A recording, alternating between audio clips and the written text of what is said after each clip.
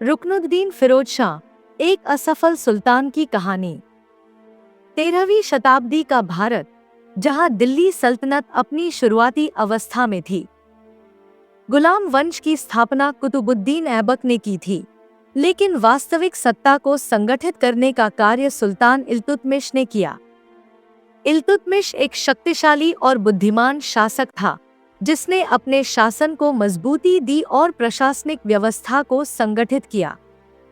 लेकिन 1236 ईस्वी में उसकी मृत्यु के बाद दिल्ली की गद्दी पर बैठा उसका बेटा रुकनुद्दीन फिरोज शाह।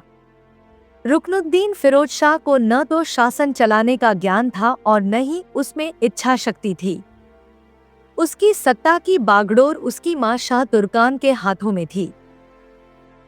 1236 ईस्वी में इल्तुतमिश की मृत्यु हो गई। इल्तुतमिश ने अपने जीवन काल में अपनी बेटी रजिया सुल्तान को अपना उत्तराधिकारी घोषित किया था, क्योंकि वह उसे अपने बेटों से अधिक योग्य मानता था। लेकिन दिल्ली का तुर्की अमीर वर्ग किसी महिला को सुल्तान बनाने के पक्ष में नहीं था। उन्होंने इल्तुतमिश की इस इच्छा को ठुकरा दिया और उसके बेटे रुकनुद्दीन फिरोज शाह को दिल्ली का नया सुल्तान घोषित कर दिया। रुकनुद्दीन फिरोज शाह मात्र एक नाममात्र का शासक था। वास्तविक सत्ता उसकी मां शाह तुर्कान के हाथों में थी। रुकनुद्दीन फिरोज शाह को शासन में कोई रुचि नहीं थी।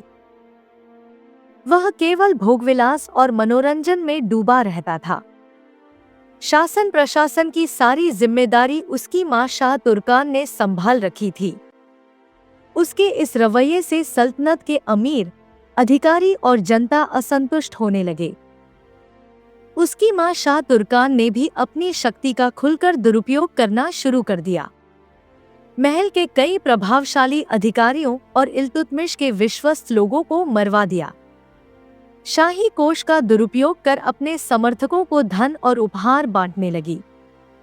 शाह तुर्कान की क्रूरता का सबसे बड़ा उदाहरण था इल्तुतमिश की अन्य पत्नियों और बच्चों पर अत्याचार। उसने इल्तुतमिश की अन्य पत्नियों और उनके बेटों को यातनाएं देकर मरवा दिया, ताकि वे सत्ता के लिए चुनौती न बन सकें। लेकिन जनता और अमीर वर्ग यह अत्याचार अधिक दिनों तक सहन नहीं कर सका। जनता भी राजमहल के खिलाफ सड़कों पर उतर आई। कई गवर्नरों और प्रांतों ने भी दिल्ली की सत्ता के खिलाफ बगावत कर दी। दिल्ली में विद्रोह भड़क उठा। अमीरों और जनता ने मिलकर सुल्तान के खिलाफ मोर्चा खोल दिया। रजिया सुल्तान को अमीरों और जनता का समर्थन मिला। शाह तुर्कान के अत्याचारों और रुकनुद्दीन की अयोग्यता के कारण दिल्ली में असंतोष बढ़ता गया।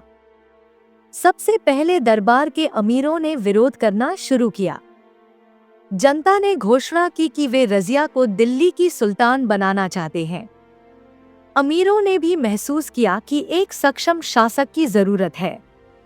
रुकनुद्दीन फिरोज शाह को सत्ता से हटा दिया गया। उसे गद्दी से बेदखल कर जेल में डाल दिया गया।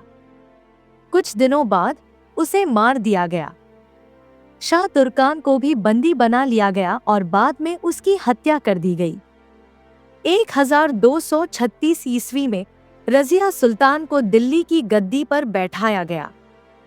उसकी अयोग्यता और विलासिता, वह शासन के कार्यों में रुचि नहीं रखता था और केवल मनोरंजन में लिप्त था। शाह तुर्कान का अत्याचार, उसकी मां ने सत्ता का दुरुपयोग किया, जिससे जनता और अमीरों में असंतोष फैल गया। अमीरों का असंतोष, तुर्की अमीरों ने महसूस किया कि वह शासन करने योग्य नहीं है। जनता का विद्रोह, शाह तुर्कान के अत्याचारों से जनता इतनी नाराज हो गई कि उसने विद्रोह कर दिया। रजिया सुल्तान का समर्थन, जनता और अमीरों ने रजिया को योग्य उत्तराधिकारी माना और उसे सत्ता सौंप दी।